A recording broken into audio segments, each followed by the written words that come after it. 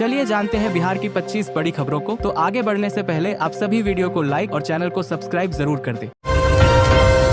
बिहार लोक सेवा आयोग ने शिक्षा विभाग के अंतर्गत सहायक शिक्षा विकास पदाधिकारी के 935 पदों के लिए भर्ती प्रक्रिया शुरू कर दी है। ऑनलाइन आवेदन 27 अगस्त से आयोग की वेबसाइट पर स्वीकार होंगे और लिंक 26 सितंबर तक सक्रिय रहेगा। आवेदन शुल्क 100 रुपए रखा गया है। अभ्यर्थियों को किसी मान्यता प्राप्त विश्वविद्यालय से स्नातक डिग्री होना अनिवार्य है। सामान्य श्रेणी के लिए आयु सीमा 21 से 37 वर्ष निर्धारित है। आरक्षित श्रेणी को नियमानुसार छूट मिलेगी और आयु गणना 1 सितंबर 2025 से होगी। नियुक्ति के लिए वस्तुनिष्ठ लिखित परीक्षा होगी जिसमें साक्षात्कार नहीं लिया जाएगा। न्यूनतम अंकों की सीमा श्रेणी के अनुसार 22 से 40% है। लिखित परीक्षा के अंकों से ही मेधा सूची बनेगी।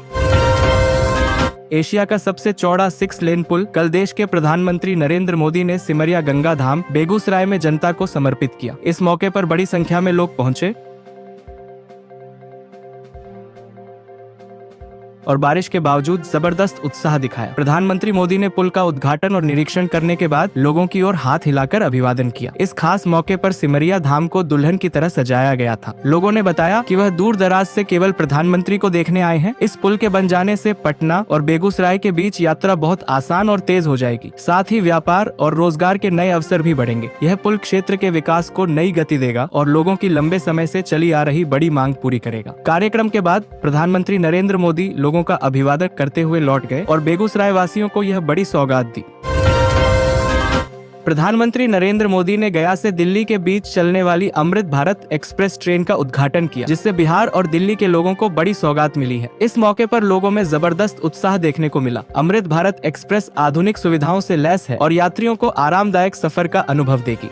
इस ट्रेन के शुरू होने से गया से दिल्ली की दूरी कम समय में तय की जा सकेगी और लोगों को बेहतर कनेक्टिविटी मिलेगी। खास बात यह है कि यह ट्रेन बिहार के यात्रियों के लिए काफी लाभकारी साबित होगी, क्योंकि इससे व्यापार, शिक्षा और रोजगार के अवसर बढ़ेंगे। प्रधानमंत्री मोदी ने कहा कि यह कदम बिहार के विकास और देश की प्रगति में अहम भूमिका निभाएगा। यह ट्रेन बिहार के लोगों के लिए ऐतिहासिक तोहफा है।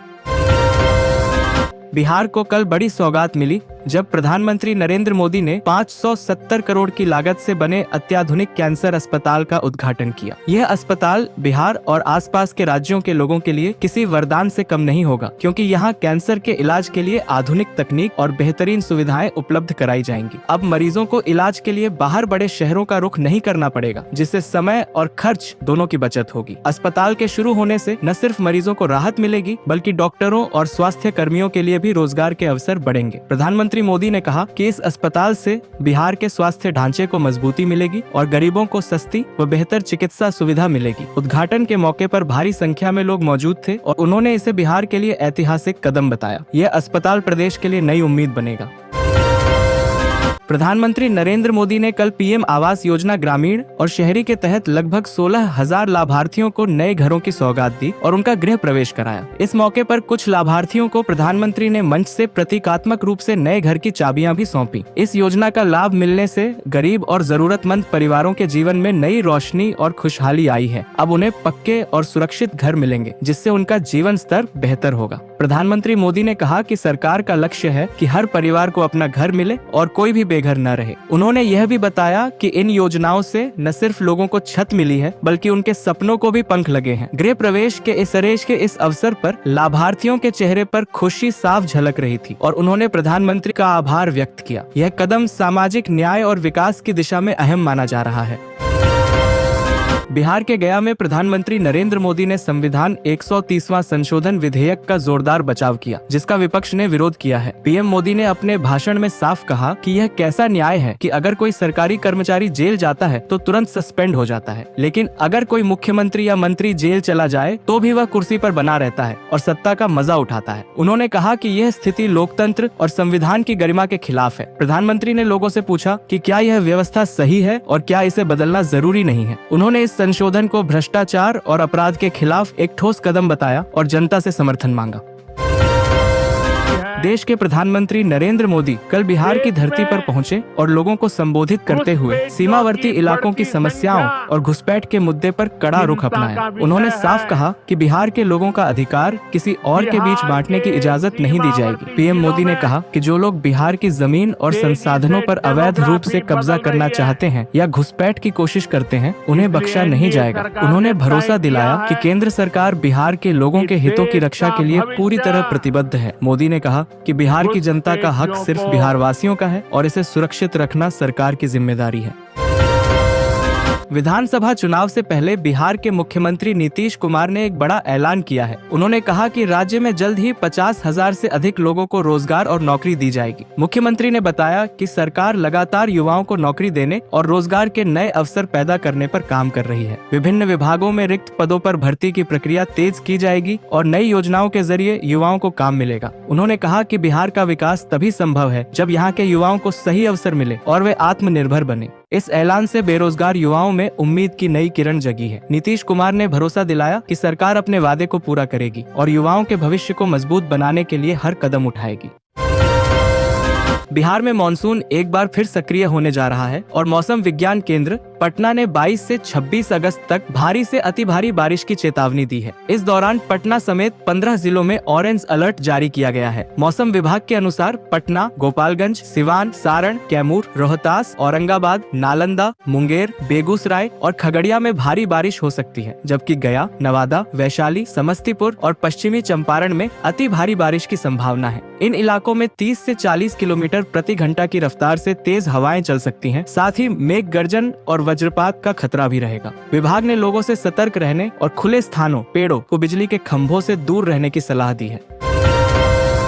अब दाखिल खारिज मामलों में मनमानी अब संभव नहीं होगी, क्योंकि यदि कोई आवेदन अस्वीकृत किया जाता है तो संबंधित अंचल अधिकारी सीओ को अब अपनी अस्वीकृति की लिखित वजह देना जरूरी होगा। यह व्यवस्था बिहार सरकार ने दाखिल खारिज प्रक्रिया में पारदर्शिता लाने और आवेदकों की शिकायतों को कम करने के लिए लागू की है। पहले बिना किसी स्पष्ट कारण बताए कई बार दाखिल खारिज आवेदन को अस्वीकृत कर दिया जाता था, जिससे आम नागरिकों को परेशानी होती थी। अब सीओ को हर अस्वीकृति का ठोस, तर्कसंगत और दस्तावेजी कारण लिखित रूप में देना अनिवार्य है, जिससे जवाबदेही बढ़ेगी और आवेदकों को न्याय मिलेगा, भले मामला मंजूर हो या नामंजूर। बिहार विद्यालय परीक्षा समिति के तरफ से बिहार डीएलएड 2025 प्रवेश परीक्षा के लिए एग्जाम डेट जारी कर दिया गया है। इसके साथ ही इसको लेकर कई तरह के निर्देश भी जारी कर दिए गए हैं। दरअसल बिहार डीएलएड 2025 प्रवेश परीक्षा के लिए अंतिम एडमिट कार्ड जारी करने और परीक्षा तिथि की सूचना 20 अगस्त को जारी की गई। इसमें यह बताया गया है कि बिहार डीएलएड प्रवेश परीक्षा 2025 का आयोजन 26 अगस्त 2025 को होगा। समिति की ओर से कहा गया है कि final Bihar DElEd admit card समिति की वेबसाइट पर जल्द जारी की जाएगी। Online gaming promotion and regulation bill 2025 संसद में पारित होने के बाद राष्ट्रपति द्रौपदी मुर्मू की मंजूरी पा गया है। इसके लागू होते ही भारत में सभी ऑनलाइन मनी गेमिंग सेवाओं पर पूरी तरह प्रतिबंध लग जाएगा। अब ऐसे गेम मुहैया कराने वाले को 3 साल तक की जेल और 1 करोड़ रुपए तक का जुर्माना भरना पड़ेगा। कानून के मुताबिक न केवल गेमिंग प्लेटफॉर्म चलाना अपराध है, बल्कि इसका प्रचार या विज्ञापन करना भी गंभीर अपराध माना जाएगा। प्रचार करने वालों को 2 साल तक की सजा और 50 लाख रुपए तक का जुर्माना भी लगाया जा सकता है। इससे सरकार ने स्पष्ट किया है कि वह ऑनलाइन मनी गेमिंग क्या गेम जैसी सामाजिक बुराई पर पूरी तरह लगाम लगाना चाहती है।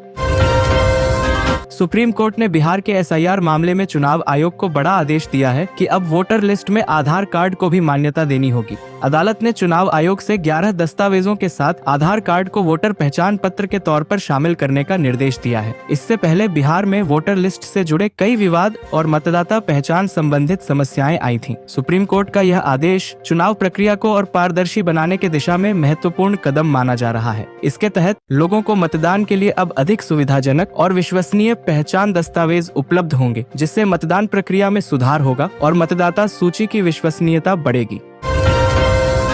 प्रशांत किशोर ने साफ कहा कि अगर बिहार में जन सुराज की सरकार बनी तो सबसे पहले 1 घंटे के अंदर फर्जी शराबबंदी कानून को खत्म किया जाएगा। उन्होंने बताया कि सरकार बनते ही 60 साल से ऊपर के महिला, पुरुष, दिव्यांग और विधवाओं को 2000 रुपए मासिक पेंशन मिलेगा। साथ ही 7 दिन के अंदर एक नया पलायन रोको विभाग बनाया जाएगा, जो बाहर गए युवाओं को वापस बुलाकर उन्हें बिहार में ही 10 से 12 हजार रुपए की नौकरी देगा और यह विभाग सीधे मुख्यमंत्री के अधीन काम करेगा। चौथे बड़े काम के रूप में गरीब परिवारों के बच्चों की शिक्षा की जिम्मेदारी सरकार लेगी और नजदीकी अच्छे प्राइवेट स्कूल में उनके एडमिशन का पूरा खर्च सरकार उठाएगी।